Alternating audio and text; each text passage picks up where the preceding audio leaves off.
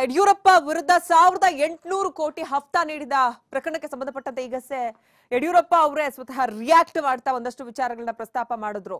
ಕಾಂಗ್ರೆಸ್ನವರಿಗೆ ಮಾಡೋದಕ್ಕೆ ಏನು ಕೆಲಸ ಇಲ್ಲ. ಅದು ಅಲ್ಲದೆ ಚುನಾವಣೆಗೂ ಮುನ್ನಾನೇ ಅವ್ರು ಸೋಲೊಪ್ಕೊಂಡು ಬಿಟ್ಟಿದ್ದಾರೆ. ಈ ಮೂಲಕ ಇದು ಗೊತ್ತಾಗ್ತಿದೆ. ಯಾಕಂದ್ರೆ ಪ್ರಚಾರ ಮಾಡೋದಕ್ಕೆ ಅವ್ರಿಗೆ ಬೇರೆ ಏನು ಸಿಗ್ತಾ ಇಲ್ಲ. ಬಿಜೆಪಿ ವಿರುದ್ಧ ಆಗಿರ್ಬೋದು ಅಥವಾ ಈಗಾಗಲೇ ಬಿಜೆಪಿ ಇಡೀ ದೇಶದಲ್ಲಿ ಜನಪ್ರಿಯತೆ ಗಳಿಸಿರೋ ರೀತಿಯನ್ನ ನೋಡಿ ಅವ್ರು ಹೆದರ್ತಿದ್ದಾರೆ. ಅದಕ್ಕೆ ಯಾವುದೋ ಒಂದು ಹಳೆ ಕೇಸ್ ಇಟ್ಕೊಂಡು ಸುಳ್ಳು ಆರೋಪ ಮಾಡೋದಕ್ಕೆ ಮತ್ತೆ ಮುಂದಾಗಿದ್ದಾರೆ ಕಾಂಗ್ರೆಸ್ನ ಪ್ರಚಾರಕರು ಅನ್ನುವಂತ ಒಂದು ಗಂಭೀರ ಪ್ರತ್ಯಾರೋಪವನ್ನ ಬಿಎಸ್ ಯಡಿಯೂರಪ್ಪ ಮಾಡ್ತಾ ಇದ್ದಾರೆ. ಜೊತೆಗೆ ಒಂದು ಡಿಫಾರ್ಮೇಶನ್ ಕೇಸ್, ಮಾನನಷ್ಟ ಮೊಕದ್ದಮೆ ಕೂಡ ಹಾಕ್ತೀನಿ ನಾನು ಇವರೆಲ್ಲರ ವಿರುದ್ಧ ಅನ್ನುವಂತ ಒಂದು ಮಾತನ್ನ ಕೂಡ ಯಡಿಯೂರಪ್ಪ ಹೇಳಿದ್ದಾರೆ.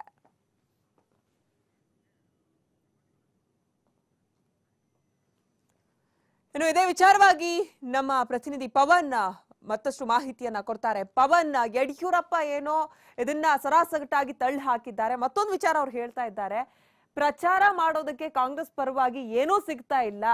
ಬಿಜೆಪಿಯ ಜನಪ್ರಿಯತೆ ಕಂಡು ಕಾಂಗ್ರೆಸ್ ನಾಯಕರು ಹೆದರಿದ್ದಾರೆ. ಅದಕ್ಕೆ ಈ ಒಂದು ವಿಷಯನ ಹಿಡ್ಕೊಂಡು ಈಗ ಸುದ್ದಿ ಮಾಡ್ತಿದ್ದಾರೆ ಅಂತ. ಅದರ ಸತ್ಯಾಸತ್ಯತೆ ಏನು? ಸದ್ಯ ಅಂಕಿತ ಸರ್ಜೇವಾಲಾ ಅವರು ಪ್ರೆಸ್ ಮೀಟ್ ಮಾಡಿ ಇವತ್ತು ಒಂದು ಡೈರಿ ವಿಚಾರವಾಗಿ ಬಿಡುಗಡೆ ಮಾಡಿರುವಂತದ್ದು ಮತ್ತೆ ಆರೋಪ ಮಾಡಿರೋದು ಹೈಕಮಾಂಡ್ಗೆ ಕಪ್ಪ ಕೊಟ್ಟಿದ್ದಾರೆ ಯಡಿಯೂರಪ್ಪನವರು ಅನ್ನುವಂತ ಒಂದು ಆರೋಪ ಏನಿದೆ. ಸೊ 100 ಕೋಟಿ ರೂಪಾಯಿನ ರಾಜನಾಥ್ ಸಿಂಗ್ ಅವರು ಕೊಟ್ಟಿದ್ದಾರೆ ಅನ್ನುವಂತ ಒಂದಿಷ್ಟು ಆರೋಪಗಳನ್ನ ಏನ್ ಮಾಡಿದ್ದಾರೆ. ಸೊ ಆ ಎಲ್ಲ ಆರೋಪಗಳನ್ನ ಯಡಿಯೂರಪ್ಪ ಇವತ್ತು ಅಲ್ಲಗಳಿದ್ರು. ಬಿಜೆಪಿ ಕಚೇರಿಯಲ್ಲಿ ಮಾಧ್ಯಮಗಳ ಜೊತೆ ಮಾತನಾಡ್ತಾ ಈ ಎಲ್ಲಾ ಆರೋಪಗಳು ಸುಳ್ಳು, ಡೈರಿನೂ ಕೂಡ ಸುಳ್ಳು ಅಂತ ಸಾಬೀತಾಗಿದೆ ಈ ಹಿಂದೆನೆ.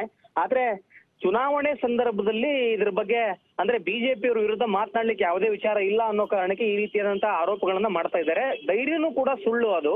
ಹೀಗಾಗಿ ಈ ವಿಚಾರವಾಗಿ ಮಾನನಷ್ಟ ಮೊಕದ್ದಮೆ ಹಾಕುವ ಬಗ್ಗೆ ಕಾನೂನು ತಜ್ಞರ ಜೊತೆ ಚರ್ಚೆಯನ್ನ ಮಾಡಿ ಮುಂದೆ ಹೆಜ್ಜೆ ಇಡ್ತೀನಿ ಅನ್ನುವಂತ ಮಾತನ್ನ ಯಡಿಯೂರಪ್ಪ ಹೇಳಿದ್ರು. ಮತ್ತೆ ರಾಜ್ಯ ಬಿಜೆಪಿ ಘಟಕದ ವತಿಯಿಂದನೂ ಕೂಡ ಇದೊಂದು ಸುಳ್ಳು ಡೈರಿ, ಕಾಂಗ್ರೆಸ್ನವರೇ ಸಿದ್ಧಪಡಿಸಿ ಮಾಡಿರುವಂತ ಡೈರಿ, ಅದರಲ್ಲಿರುವಂತಹ ಹಸ್ತಾಕ್ಷರಗಳು ಕೂಡ ಸುಳ್ಳು, ಮತ್ತೆ ಬರವಣಿಗೆಯನ್ನು ಕೂಡ ಸುಳ್ಳು ಅನ್ನುವಂತ ಒಂದು ಬಿಜೆಪಿ ತಿರುಗೇಟನ್ನ ನೀಡಿದ್ದಾರೆ. ಮತ್ತೆ ಟ್ವೀಟ್ ಮುಖಾಂತರವಾಗಿ ಸ್ಪಷ್ಟನೆಯನ್ನ ಕೊಟ್ಟಿದ್ದಾರೆ.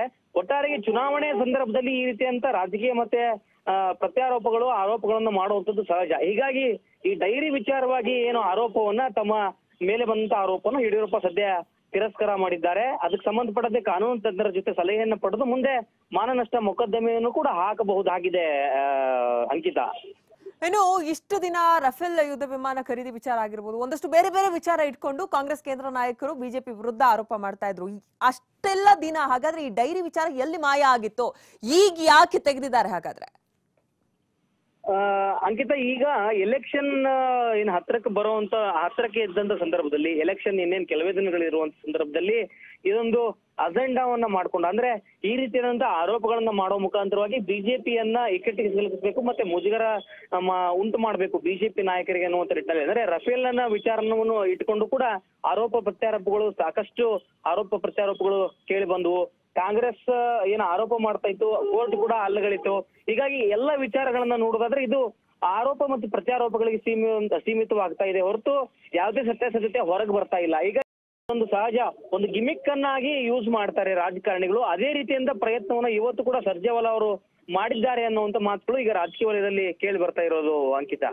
ಓಕೆ, ಈಗೇನೋ ಆರೋಪ ಅಂತೂ ಮಾಡಿದ್ದಾರೆ. ಇದರಿಂದ ಬಿಜೆಪಿ ವರ್ಚಸ್ಸಿಗೆ ಧಕ್ಕೆ ಏನಾದ್ರೂ ಆಗುತ್ತೆ? ಏನಾದ್ರೂ ಒಂದು ಸ್ವಲ್ಪನಾದ್ರೂ ಎಫೆಕ್ಟ್ ಆಗುತ್ತಾ? ಹೇಗೆ ಸದ್ಯಕ್ಕೆ ಯಡಿಯೂರಪ್ಪನವರನ್ನ ಮುಂದೆ ಇಟ್ಟುಕೊಂಡು ಕಪ್ಪ ಕೊಟ್ಟಿದ್ದಾರೆ ಅನ್ನೋದ್ರಲ್ಲಿ ಡೈರಿ ಬಾಂಬ್ ಮತ್ತೆ ಸಿಡಿಸಿದ್ದಾರೆ. ಅದಕ್ಕೆ ಸಂಬಂಧಪಟ್ಟಂತೆ ಈಗ ಕೊಂಚ ಮುಜುಗರ ಆಗಿದೆ ಅನ್ನೋದು ಹೊರತುಪಡಿಸಿದ್ರೆ ಈಗ ಸದ್ಯಕ್ಕೆ ದೇಶಾದ್ಯಂತ ಕೆಳದ 1-2 ತಿಂಗಳಿಂದ ನೋಡೋದಾದ್ರೆ ತಮ್ಮ ಒಂದು ಪಕ್ಷದ ಪರವಾಗಿ ಮತ್ತೆ ಮೋದಿ ಸರ್ಕಾರದ ಪರವಾಗಿ ಅನೇಕ ರೀತಿಯಂತ ಪ್ರಚಾರ ತಂತ್ರಗಳನ್ನು ಉಪಯೋಗಿಸಿಕೊಂಡು ಬಿಜೆಪಿ ದೊಡ್ಡ ಮಟ್ಟದ ಪ್ರಚಾರವನ್ನು ಮಾಡ್ತಾ ಇದೆ.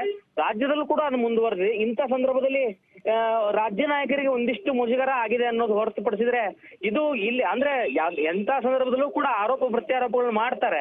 ಕೆಲವೊಂದಿಷ್ಟು ವಿಚಾರಗಳ ಚರ್ಚೆ ಆಗುತ್ತೆ, ಆದ್ರೆ ಮುಂದೆ ಅದು ಯಾವುದೇ ರೀತಿಯಂತ ತನಿಖೆನೂ ಆಗೋದಿಲ್ಲ, ಆರೋಪಕ್ಕೆ ಸಂಬಂಧಪಟ್ಟಂತೆ ಸತ್ಯಾಸತ್ಯತೆಗಳು ಕೂಡ ಹೊರಗೆ ಬರೋದಿಲ್ಲ. ಹೀಗಾಗಿ ಸದ್ಯಕ್ಕೆ ಇದೊಂದು ಸ್ವಲ್ಪ ಮಟ್ಟಿನ ಮುಜುಗರ ಉಂಟು ಮಾಡಿದ್ ಬಿಟ್ರೆ ದೊಡ್ಡ ಮಟ್ಟದ ಡ್ಯಾಮೇಜ್ ಏನ್ ಮಾಡ್ಲಿಕ್ಕಿಲ್ಲ ಅಂತ ಅನ್ಸುತ್ತೆ ಅಂಕಿತಾ.